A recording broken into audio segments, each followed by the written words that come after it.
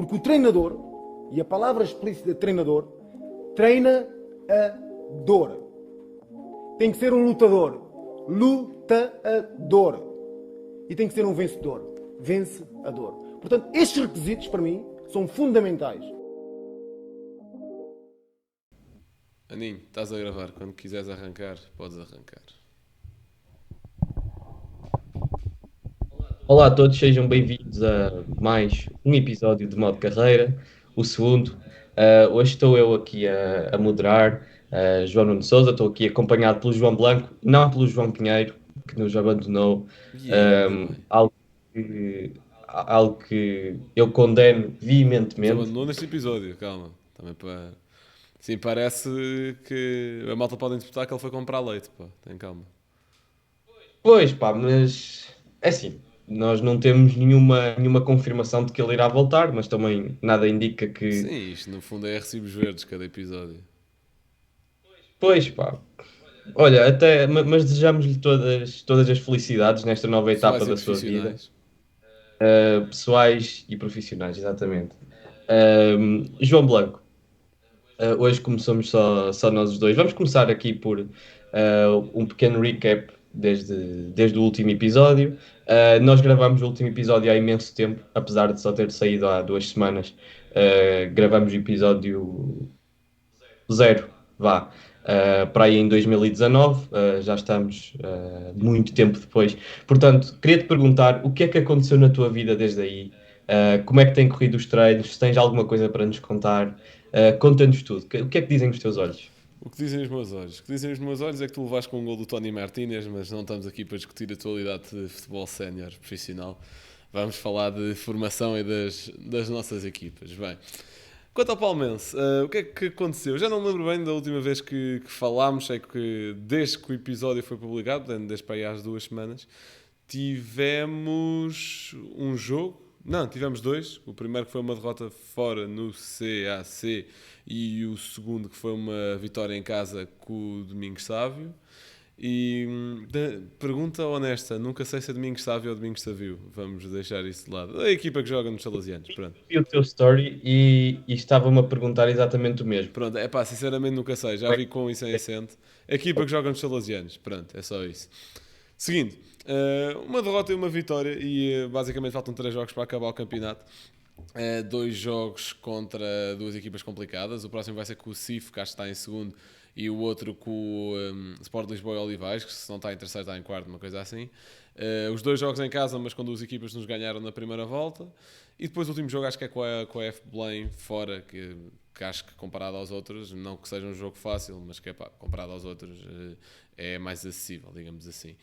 Portanto, no fundo, o dos últimos tempos tem sido muito em preparação para esse jogo. Tanto eu como o vice-principal acreditamos que a equipa pode dar mais, tanto nós como os jogadores, etc. Não em termos de resultados, mas em termos de rotinas também. Tivemos a preparar algumas coisas agora para o jogo com o CIF, obviamente, porque temos um sexto lugar a manter e lá está, é aquela velha discussão da formação. Se calhar a malta vai ouvir e pensar, pronto, o principal foco deste vai ser o resultado. É pá, não, mas obviamente que não, mas temos de também trabalhar ter nisso em conta, não é? E estou confiante de que vamos fazer um bom jogo. Não vou dizer aqui que estou confiante, não vou dizer isso, mas acho que vamos fazer um bom jogo porque Cuidado com a linguagem. os treinos têm corrido muito bem. O da última quarta-feira, por exemplo, eu até dei sozinho e acho que correu bastante bem. Tal como disse aqui no primeiro episódio, eu, às vezes quando eu treino sozinho tenho uma ligeira maior tendência a descambar a nível de palhaçada, etc. Porque pá, os miúdos não veem ali uma figura se calhar um bocadinho mais austera de alguém mais velho que é o meu mister, e quando ele não está lá aquilo pode complicar. Mas pronto, para além disso também estamos a preparar, já eu e o meu mister, mais nesse sentido, um pouco aquilo que vão ser não só os treinos depois da competição acabar, porque obviamente os miúdos vão continuar a ter treinos até lá, até junho, julho, sinceramente agora não tenho a data de cor, mas vamos continuar a ter treinos até às férias de verão. E também estamos a preparar um pouco o que é que eu vou fazer para o ano, porque o meu estágio acaba agora quando acabar a competição, digamos assim, e também estou a preparar, a redigir um belo documento que desejo que vocês nunca tenham de fazer, mas vão ter de fazer se querem ser treinadores, que se chama Relatório de Estágio, uma coisa gigantesca e muito secante, estou a preparar porque tenho de entregar para depois ter, ou seja, estou a fazer o estágio para a acreditação do nível 1, como tinha dito no primeiro episódio, e este relatório é necessário para depois ter acreditação e ter a cédula de treinador e etc. Epá, isto está a ser chato, também estou a preparar isso, mas também, como estava a dizer um pouco, também já estou a preparar aquilo que quero fazer para o ano, se é continuar adjunto a esta equipa, há a possibilidade noutros clubes de assumir treinador principal, também estou a preparar um bocadinho nesse sentido, mas a prioridade, como diria uma das minhas figuras a nível de futebol, que acho que o Jota também já vai mencionar, isto é jogo a jogo, a minha prioridade é acabar aqui a época e que tudo corra bem, de preferência com os miúdos felizes e a ganharmos os 3 jogos. Muito bem, muito bem. E tu, João Nuno Sousa, o que dizem os teus olhos? Dizem os meus Dizem olhos. que andas a faltar aos jogos para ir a Famalicão, não é? Sim, porém também não.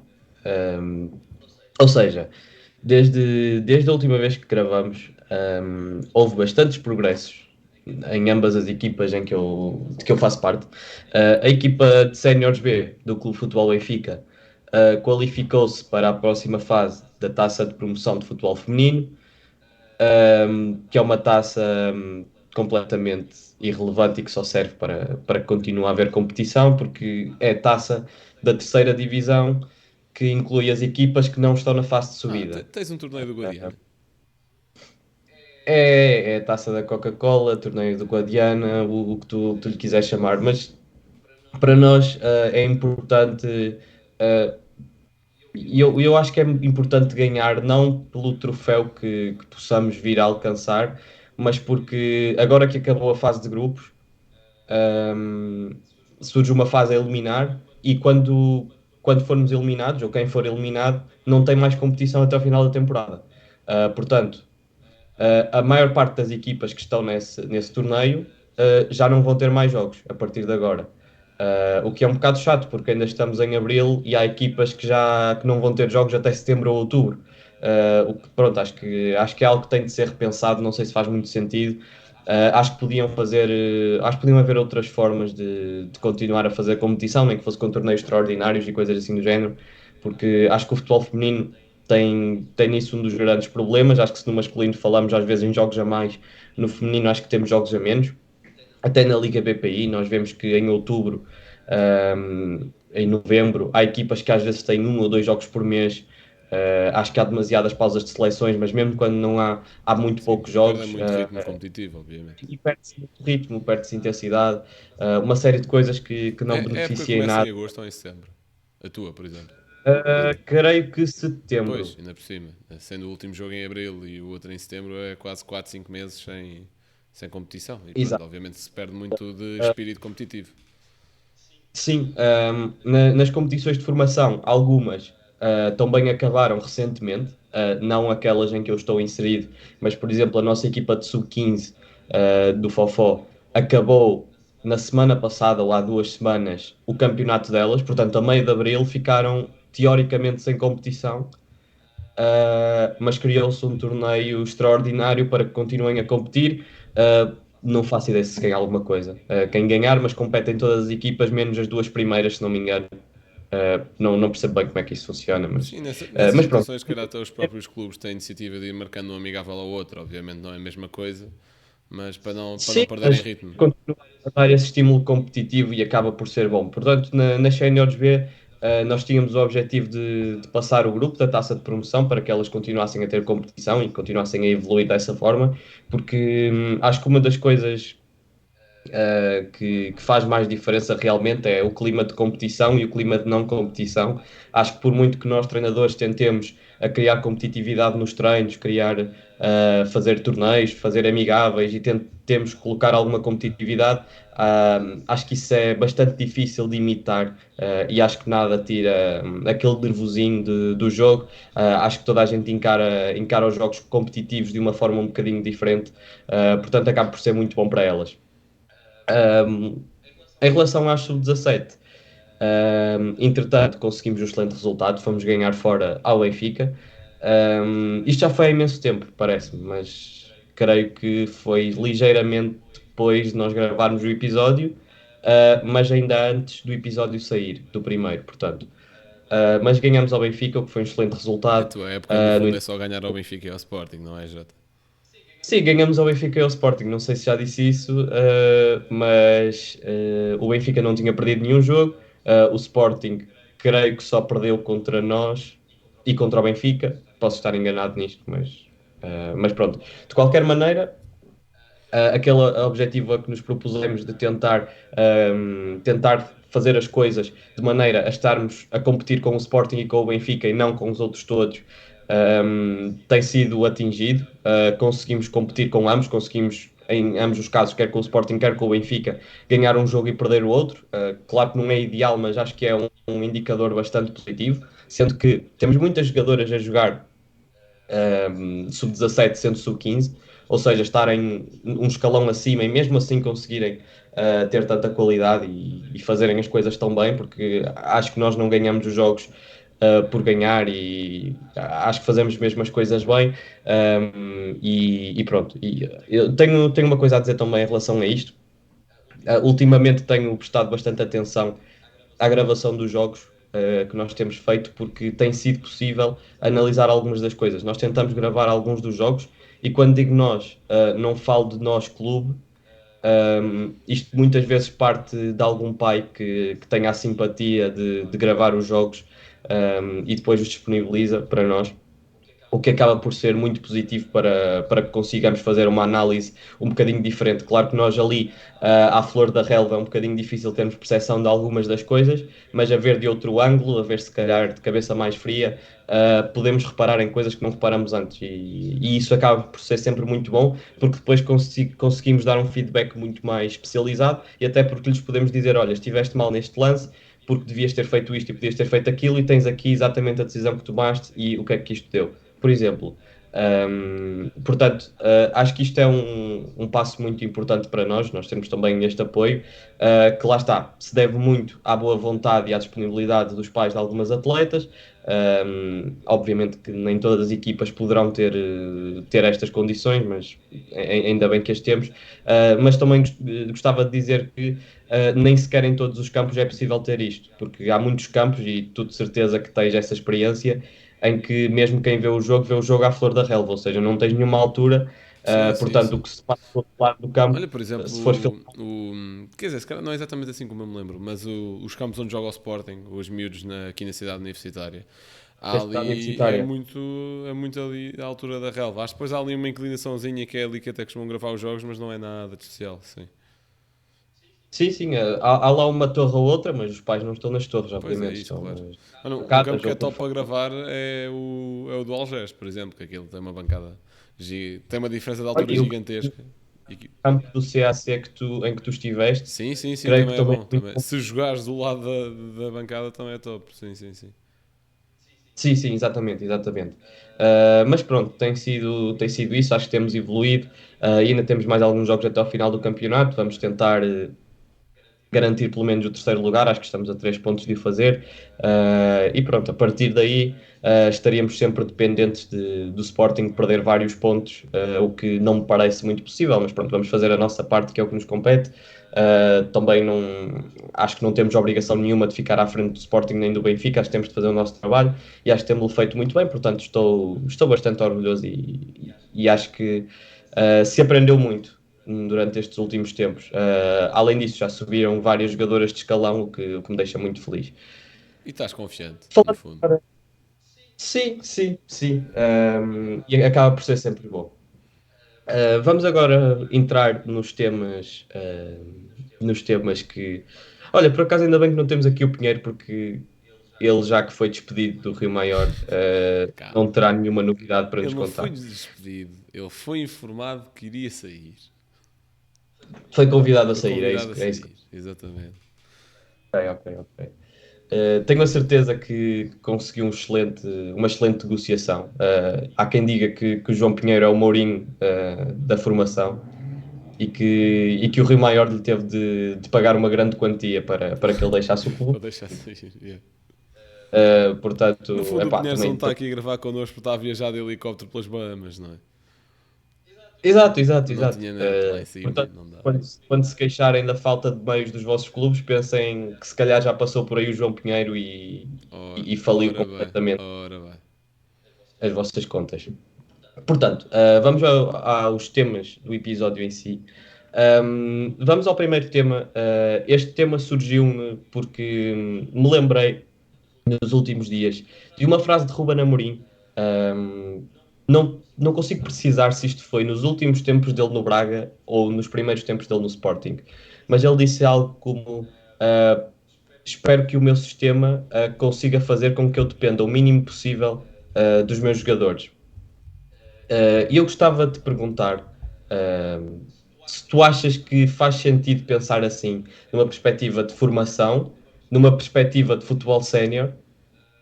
Um, Achas que há aqui alguma diferença? Eu pergunto isto porque honestamente eu não tenho bem uma resposta definitiva, por isso gostava de saber o que é que tu achas em relação a isto. Bem, eu acho que isto tem muito que se lhe diga. Porque, em primeiro lugar, percebo totalmente que Ruben Amorim quer estar o menos dependente possível dos jogadores, em primeiro lugar, porque tem o Jogai. Em segundo, porque... ok, isto foi uma piada, se calhar um bocadinho séria demais e se calhar a malta pensa que isto foi a sério. Mas... Eu acho que foi a sério. ou seja, não vou comentar. Ou seja, eu percebo estar menos dependente dos jogadores implica que uns saem, outros entram, acontece alguma coisa, outro consegue substituir e a equipa há de funcionar mais ou menos da mesma maneira. Que significa que o modelo de jogo está tão entrosado dentro do plantel que a coisa corre bastante bem nesse sentido e é tentar, no fundo, que não haja diferenças quando jogam uns e jogam outros. Acho que é essa a principal coisa que o Ruben Amorim quis dizer. Não sei se concordo 100%, porque acho que se tem de sempre de adaptar algum modelo de jogo aos jogadores que tu tens disponíveis, tanto para o bem como para o mal. Se tens um modelo de jogo que requer... Olha, até vou dar o próprio exemplo do Ruben Amorim. Se tens um modelo de jogo no ano do título que implica teres alas num sistema de 3 centrais muito ativos, muito fortes num para um, no Mendes e Porro, por exemplo, que implica que haja esses equilíbrios por fora e que os avançados interiores não desequilibrem tanto por dentro, porque têm os alas a fazer isso por eles, não podes jogar da mesma forma assim com Nuno Santos e Jogaio, que de um para um têm muito pouco, e os extremos que também só desequilibram por fora quando o Jogaio encosta à linha de o Jogaio nada, o Edwards, desculpa, que encosta à linha de lançamento. Portanto, acho que o Ruben Amorim se calhar também está a sofrer um pouco nesse sentido de pronto, se calhar não querer depender dos jogadores. Acho importante saber-se utilizar as qualidades e esconder-se as deficiências de cada jogador. Mas atenção, isto em contexto competitivo, contexto sénior. Na formação, também não consigo concordar, porque mesmo que tu tenhas um modelo de jogo e um sistema preferido de jogar, sei lá, vou falar do meu caso de futebol de 7, porque até é bastante diferente de sistemas de futebol de 11. Mesmo que tenhas um sistema favorito, tens de sempre pensar no tipo de jogadores que tu tens. E obviamente na formação... Eu perguntei-te isso esta semana precisamente porque era nisto que eu estava a pensar. Certo, ok, percebo. Eu pergunto, ok, eu tenho de dar contexto, convém, não Sim, é? sim, sim, sim. Eu perguntei-te, porque conversávamos acerca do que é que poderá surgir no teu futuro, no caso, sem revelar aqui muita coisa, e acabei por perguntar qual é que seria a tua formação preferida em futebol de 7, se é que tinhas uma. E pronto, era muito E também porque eu estava a qual é que foi a pensar, minha resposta que eu te dei? pá, é uma formação que tu Não, não, inventaste não, para não, não, lá. antes disso, antes disso. Não, tu disseste que depende, que Sempre. é a resposta certa. E nós tivemos um professor no semestre passado que dizia que era a melhor resposta de sempre ao depende. Atenção. Hum, É e verdade. pronto, não só para acabar o raciocínio, muito rapidamente, que acho que já consegui fazer passar isto. Acho que seria muito mais fácil. E isto falando em termos hipotéticos, isto nem está a ser ponderado para o ano, por exemplo.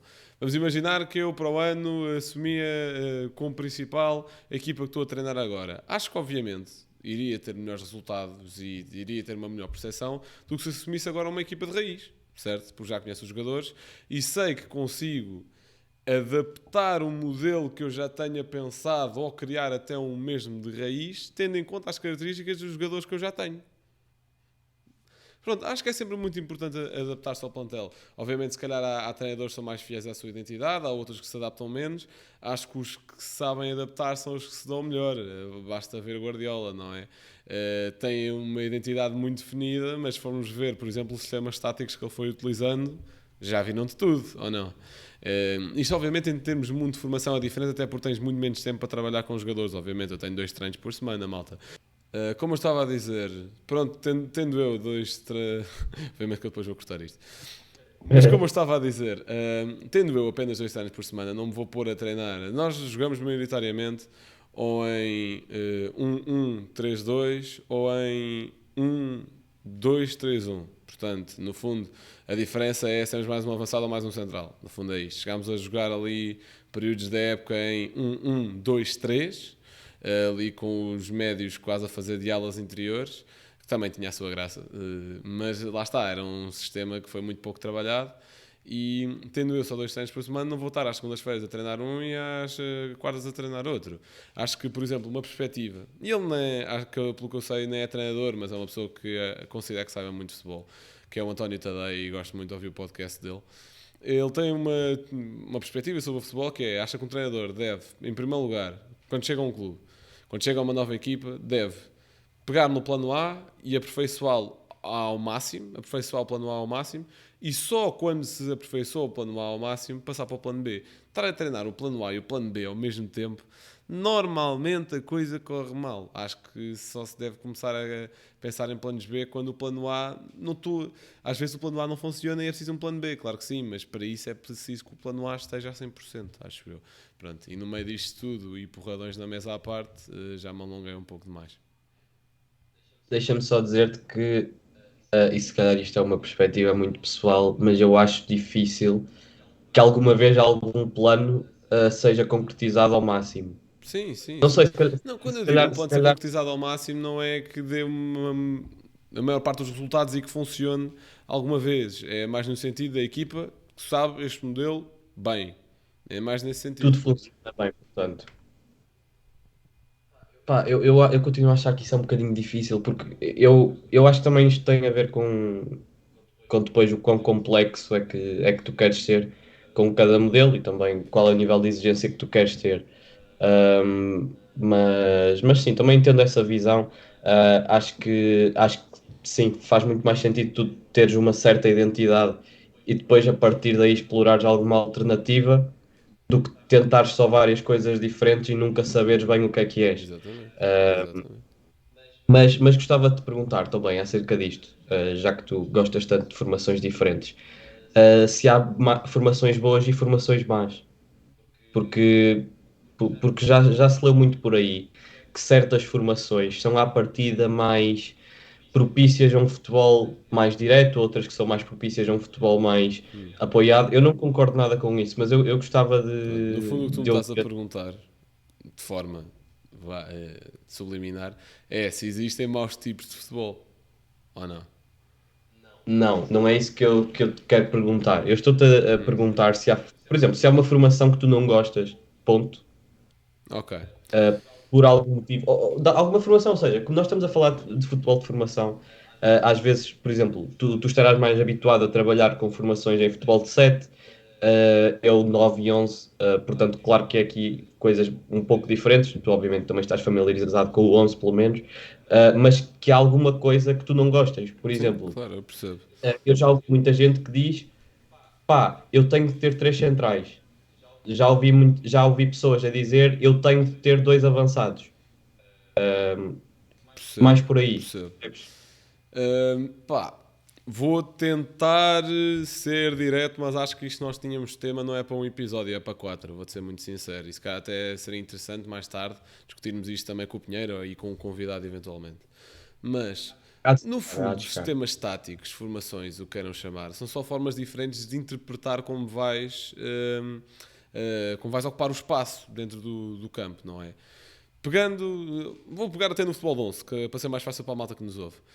Gosto da malta que. Gosto de formações com 3 centrais, porque acho que é uma forma inteligente de ocupar o espaço. Mas lá está. Isto está sempre, sempre, sempre dependente dos jogadores. Isto Eu, por exemplo, criei algum tipo de resistência a formações ao 4-4-2. Criei algum tipo de ruído na minha Era cabeça. exatamente o que eu queria chegar. Diz? Não sei se fui muito claro, mas era precisamente ao 4-4-2 que eu queria chegar. Pronto, ok. Que é a formação mais odiada por alguns românticos que há por aí. Epá, eu não sei se também deve ser odiada. Eu que tenho algum tipo de Mas lá resistência. está, lá está. Meu, Isto os acaba por ser Invincibles do Wenger foi em 4-4-2. Os certo. Benficas do Mas Jesus era ali um 4-4-2 que podia ir para um 4-2-3-1, mas era muito assim. Todas as formações, todos os sistemas táticos podem resultar e podem não resultar. Depende do quê? Dos jogadores que tens, do modelo de jogo que tens, daquilo que queres deles. Depende de muita coisa. Eu, na minha equipa, na que tenho agora, em futebol de 7, por exemplo, hum, não excluo nenhum sistema e passo a explicar. Porque, por exemplo, disse que até gostei de ver a minha equipa quando estava a jogar em 1-2-3. Com aqueles. Porque temos alas que, ou vá, médios ala, em futebol de 7, que tanto podem jogar com médios por dentro e depois a defender cobrir a linha e cobrir esse lado. No fundo, baixar para o seu lado correspondente. Porque temos jogadores para essas características e isso fazia com que o sistema funcionasse. No fundo, são só formas diferentes de interpretar uma coisa. Nós, se calhar, só não aprofundámos ainda mais essa hipótese porque surgiu ao meio da época, surgiu até quase por acidente num jogo com o Sporting, onde queríamos ocupar mais o corredor central, que era por onde eles estavam a atacar mais, e até batemos bastante bem com o Sporting, na minha opinião. Perdemos 2-0, mas criámos muitas oportunidades, aí acho que o problema foi a finalização, não foi outra coisa. Não foi o criado oportunidades, lá está. E acho que pode sempre depender. Eu acho que qualquer formação ou sistema tático, como quiserem chamar, pode sempre resultar ou pode não resultar. Acho que depende muito daquilo que tu queres da tua equipa e de quem é a tua equipa. eu estou de acordo e eu acho que, obviamente, mais importante do que o sistema tático, que pode ser 4-4-2, 4-3-3. Primeiro, um sistema tático pode ser uma coisa a atacar e outra coisa a defender, e a Claro. partir daí Sim, sim, já, sim. já se muda tudo. E pronto, acaba por fazer com que esta discussão caia um bocadinho em vazio. Mas eu acho interessante que a malta não tenha, como é que eu hei de dizer? Não tenha medo de experimentar coisas novas e não tenha muitos dogmas em relação ao futebol. Acho que não faz muito sentido, porque eu acho que já se ganhou com todo o tipo de futebol, já se perdeu com todo o tipo de futebol. Por exemplo, a minha visão do jogo tem evoluído ao longo dos anos, eu tenho aprendido bastante ao longo dos anos, acho eu. Um, e, e vou dar aqui um exemplo. Há uns anos, para mim, seria quase impensável pensar em extremos na largura com laterais por dentro, por exemplo. Ok. Não, não. Mas hoje Já já estava a imaginar na minha vê-se cabeça. Sim, sim, sim. vê-se várias equipas a fazer isso, quer dizer. E, por exemplo, normalmente, quando eu pensava em extremos na largura, pensava no Burnley do Sean Dyche, em que os extremos estavam na largura para ir à linha e cruzar. Yeah. Só que agora os extremos que eu vejo na largura são o Mahrez no City. E depois, pá, não é bem a mesma coisa, percebes? Não, eu percebo. Um, Sabes que eu acredito que a nossa geração também tenha ficado um pouco mais formatada a interpretar umas coisas como más e outras como boas. É uma teoria minha, não tem zero provas. E tem zero base científica. Eu acho que uma coisa que nos formatou muito é o FIFA. Porque sinto que sinto que o FIFA nos habituou tanto a bola nas costas, correr e, com os extremos e corta para o meio e chuta. E isto estou só a dar um exemplo, depois até nos pode ter habituado a outras manhas. Nós crescemos não sei, com isso e concordo. crescemos a jogar assim. Se calhar quando agora queremos pensar o jogo, nos cria alguma resistência pensar o jogo de outras formas e pensar, olha, isto não é FIFA, isto é uma coisa muito mais complexa, como a empresa de jogos não conseguiu passar para um videojogo cujo objetivo é sacar dinheiro a putos no UT. Estás a perceber? Pá, mas essa tua visão está-me a dar aqui uma ideia muito interessante, porque eu tenho uma jogadora que está sempre atenta a trivelas, e se calhar é porque anda a jogar muito FIFA, porque no FIFA Ou 23 ouvir as muitos trivelas. highlights do Quaresma em 2008, mano. Pois, é capaz. Mas pronto, o meu ponto aqui era que, ou seja, eu fiz esta pergunta, se calhar fazendo um bocadinho de advogado do diabo, até porque como estamos só dois para criar aqui mais alguma pluralidade. Mas eu concordo no fundo com o que disseste. Eu acho que mais importante do que a formação em que se joga, acho que tens de ter um conjunto de ideias que depois podes adaptar em termos de formação de diferentes formas.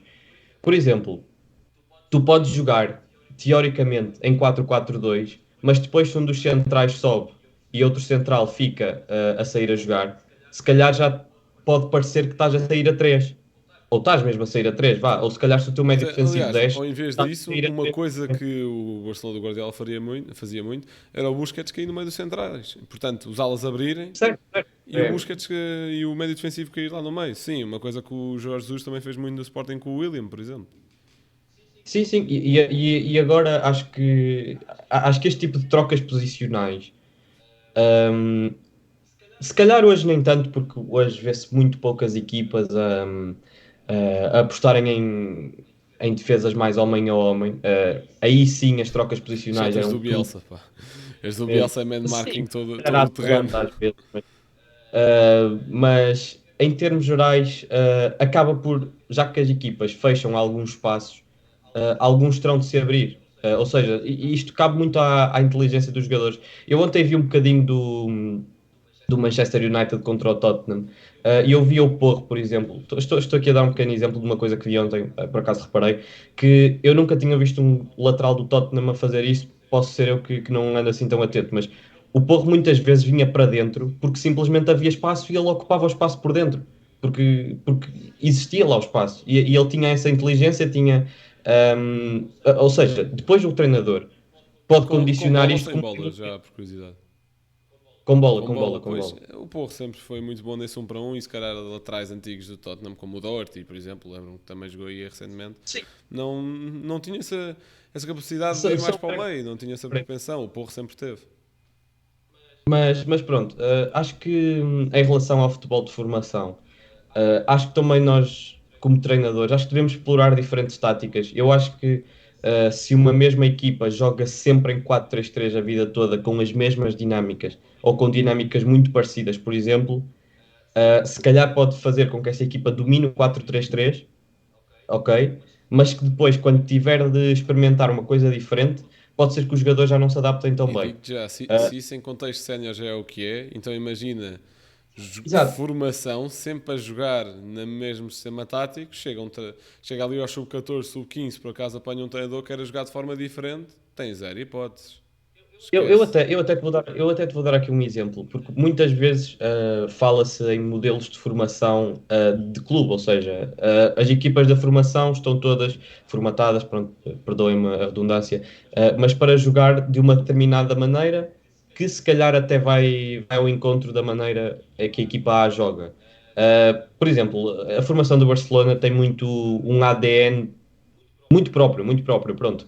Só que o que nós vemos ao longo dos anos é que estes jogadores que saem da formação do Barcelona, quando vão para equipas que querem um futebol mais direto, mais físico, e são várias as que existem, por acaso em Espanha não são assim tantas, porque é um futebol também bastante influenciado, quer pelas ideias do Guardiola, quer do Paco Seirulo, quer pronto, do Do próprio Villanova Cruyff. também, por exemplo. Certo, certo, certo. Mas a verdade é que muitos destes jogadores depois têm dificuldades em adaptar-se a outros tipos de futebol. Não é um tipo melhor, nem é um tipo pior, mas é um tipo diferente e depois os jogadores têm alguma dificuldade. Portanto, vou agora usar isto de forma a fazer ponto para um outro tema, ahm, que é, tu achas que os jogadores na formação ah, devem ser formatados desde cedo para uma forma específica de jogar, para uma posição específica, para uma função específica? Achas que devem passar por várias posições? Achas que devem passar por duas ou três? O que é que tu achas em relação a isto? Porque eu acho que isto também é um tema que não é assim tão consensual como às vezes parece. Ok. Fizeste-me aí duas perguntas diferentes. Primeira, Certo? quanto ao modelo de jogo, se deve ser sempre o mesmo, eu acho que, do ponto de vista de um clube que aposta em formação e que depois também tenha contexto sénior, porque há muitos clubes que só têm formação, por exemplo, o CIF é um bom exemplo disso. Hum, Acho que é muito importante haver ali um coordenador geral que diga, vamos, ou mesmo no clube já estar implementada essa ideia de um modelo de jogo, de uma identidade, do que é que nós queremos fazer, para, lá está, quando uma equipa, quando um jogador chegar ao escalão acima, ter uma adaptação mais fácil. Agora, ter um mesmo modelo de jogo não implica ter sempre o mesmo sistema de jogo. E isso é que, às vezes, pode complicar um bocadinho mais. Eu posso querer sempre sair a jogada de trás, quer construir jogadas e procurar o desequilíbrio no meu primeiro terço ofensivo, tanto em, passando outra vez para o futebol 11, tanto com 3 centrais, tanto com 2 centrais, tanto com 4 centrais, o que seja. Há N formas de fazer isso com sistemas diferentes. Acho que do ponto de vista do clube é muito importante haver uma linha, pelo menos, não estou a dizer o mesmo modelo de jogo, mas pelo menos uma linha condutora, um fio condutor, e foi assim que, por exemplo, o Cruyff, já que estavas a dar o exemplo do Barcelona, conseguiu transformar a Amásia na formadora de talentos que é hoje. É assim que o próprio Ajax também trabalha muito. Sinto que isso acontece menos em Benfica, Porto e Sporting, mas também vão produzindo muitos talentos. Portanto, se calhar há formas diferentes de trabalhar, esta é a minha perspectiva. Quanto a posições diferentes na formação, acho muitíssimo importante. Acho que primeiro tens de descobrir onde é que um jogador joga melhor. Por exemplo, quando eu cheguei ao Palmeiras, o meu Missa já estava com alguns daqueles miúdos há coisa de 6 anos. Portanto, desde que eles começaram o seu percurso no futebol. E obviamente já sabia as características deles, já sabia onde é que eles conseguiam ou não jogar. Mas também, a meio da época, chegou um ou outro miúdo que queria começar a jogar e até foi entrando na equipa e com um bom rendimento e adaptou-se bem. Mas que nós nunca o tínhamos visto jogar. Ele veio ter comigo e disse: eu jogava à ala esquerda. Obviamente nos primeiros treinos, ok, vamos pôr-te à ala esquerda, vamos ver o que é que fazes aí. Chegámos à conclusão que ele jogava melhor a central. Está a central e tem um rendimento melhor. Mas também temos a consciência de que, se por acaso um jogo for preciso, metemos-lo à ala esquerda. Os jogadores mais influentes e que têm mais minutos, não que haja uma grande diferença entre eles, porque nós tentamos toda a gente jogue muito esse tempo. jogador Mas diz. em específico, ele neste momento rende mais a central, mas se calhar no contexto que estava antes rendia mais a lateral, Exatamente, ou a ala, claro que sim, a ala claro que sim, claro que sim. E até lá está, e também beneficia porque é um central com uma técnica e com uma vontade de sair a jogar muito superior a centrais, se calhar fizeram, desde que jogam a centrais, estás a perceber? Portanto, onde é que eu ia? Sim, dos jogadores mais influentes da nossa equipa, que têm mais minutos, e nós tentamos também combater um pouco isso para ver se toda a gente tem mais ou menos o mesmo tempo, mas é inevitável que há malta que se destaque mais, acho eu. Da malta que joga mais, é malta que pode jogar para aí pelo menos em 3 posições. E em futebol de 7 poder jogar em 3 posições é excelente, acho eu.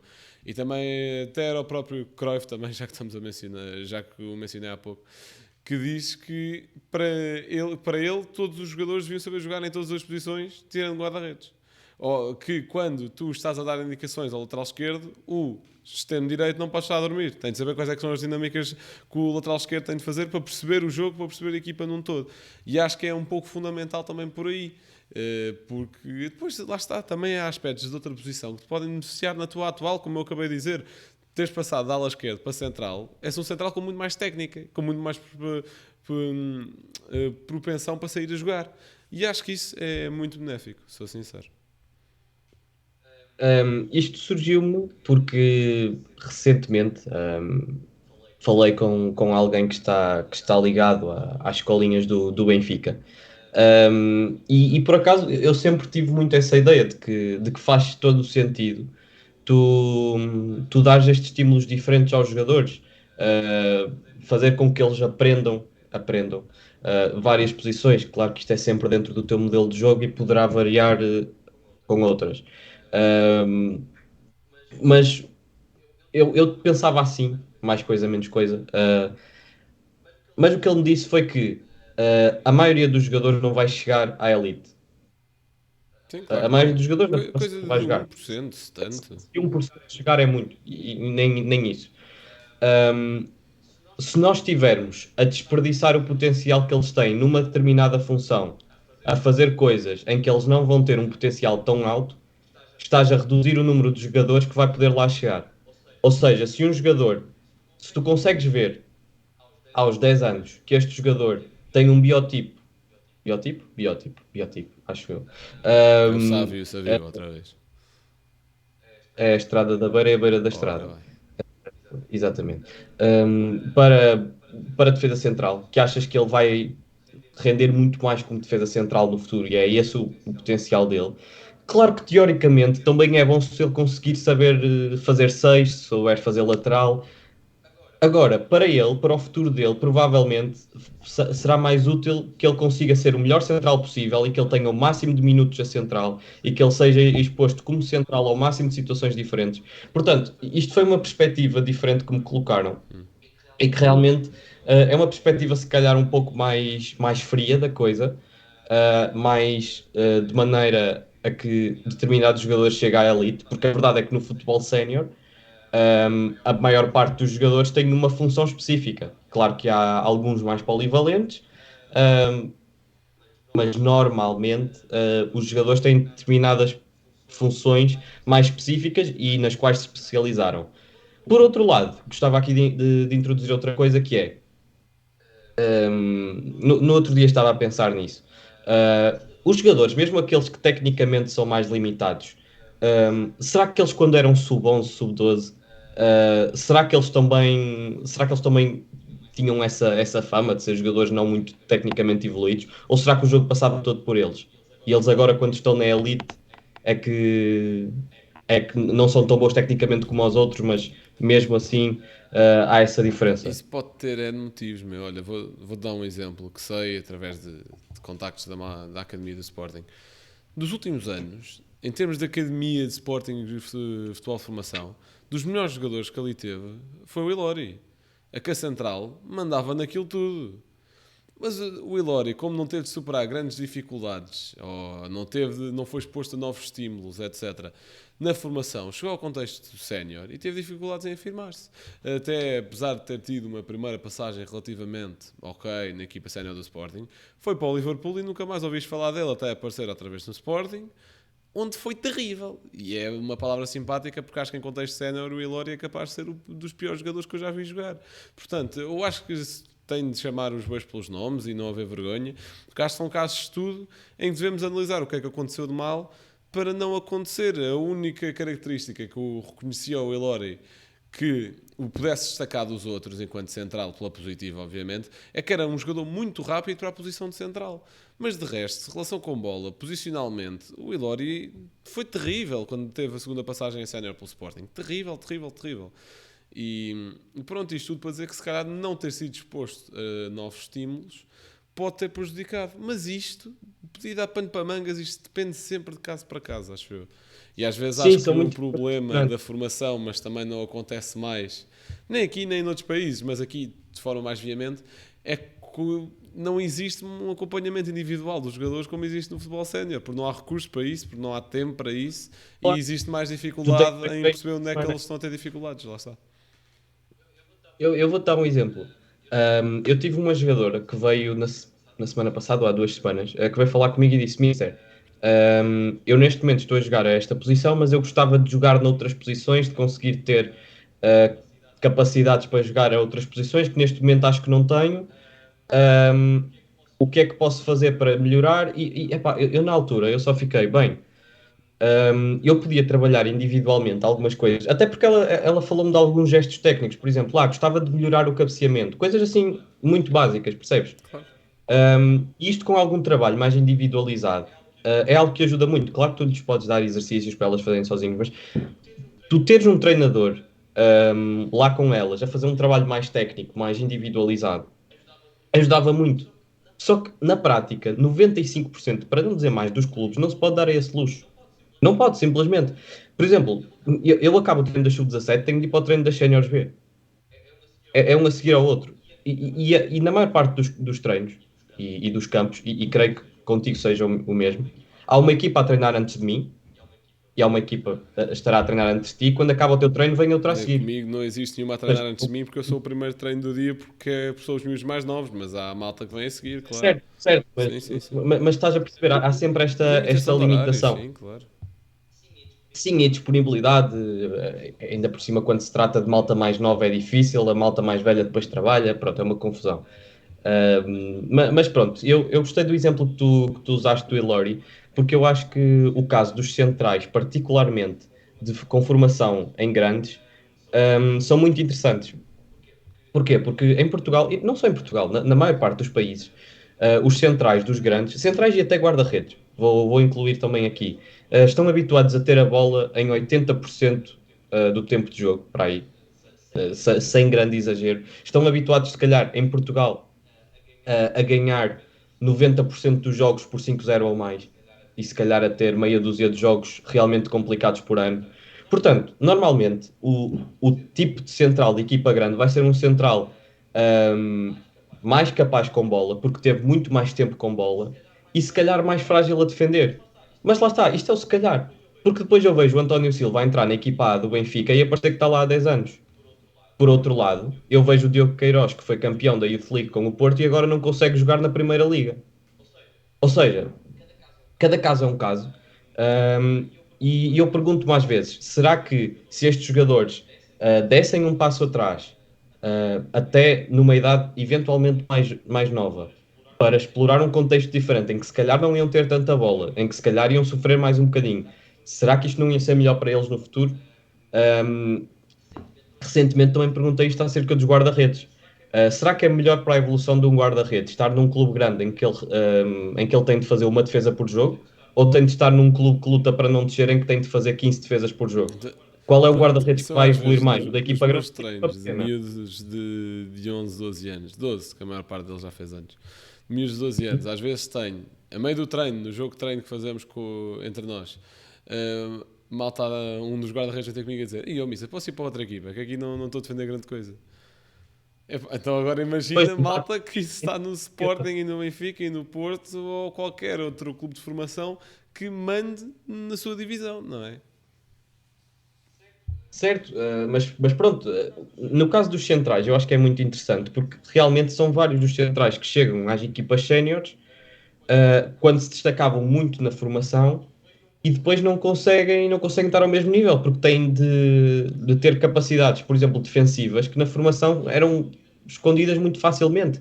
No caso, por exemplo, eu falei do António Silva, que é um caso de sucesso, pelo menos até agora, e tudo indica que vai continuar a ser. Mas, por exemplo, o Ferro, Sim, sim. quando começou a ser mais exposto, teve muitas dificuldades. Olha, excelente exemplo, isso mesmo. Sim, e era um jogador que eu continuo a achar que com bola é muitíssimo competente. Aliás, quando ele jogava ao lado do Ruben Dias, tu vias que o Ferro com bola era um jogador, a meu ver, mais evoluído. Acho que o Ruben Dias E desde aí quanta evoluiu malta muito, disse que o Ferro ia ser muito melhor que o Ruben Dias na altura, não é?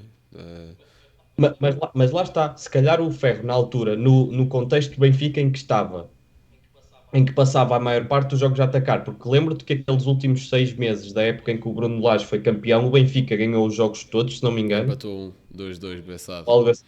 Aquele famoso Vlaco Sim, Dimos a fazer assim. Exatamente. Em que também, lá está, o mais importante era atacar. E nesse tempo o Ferro destacou-se muito. Depois, quando as coisas começaram a complicar, a história já foi diferente. Mas lá está. Acho que às vezes nós temos de olhar para a formação, não só formatando um jogador para aquilo que é melhor no momento, mas naquilo que pode ser melhor no futuro, sendo que o futuro podem ser mil e um contextos diferentes. Porque podes estar a formação toda a treinar para sair a jogar e chegar à equipa A e o treinador dizer: não, não, não vamos sair a jogar, eu quero a bola na frente. O que não é muito grave. Eu acho que é mais grave quando acontece ao contrário e tu andaste a formação toda a sair a jogar e depois quando te pedem para sair a jogar quando és sénior já é um problema um bocadinho maior. Claro. Porque acho que ensinares um jogador que está mais habituado a um jogo mais apoiado a começar a jogar mais vezes mais longo, acho que é uma coisa que se aprende com relativa facilidade.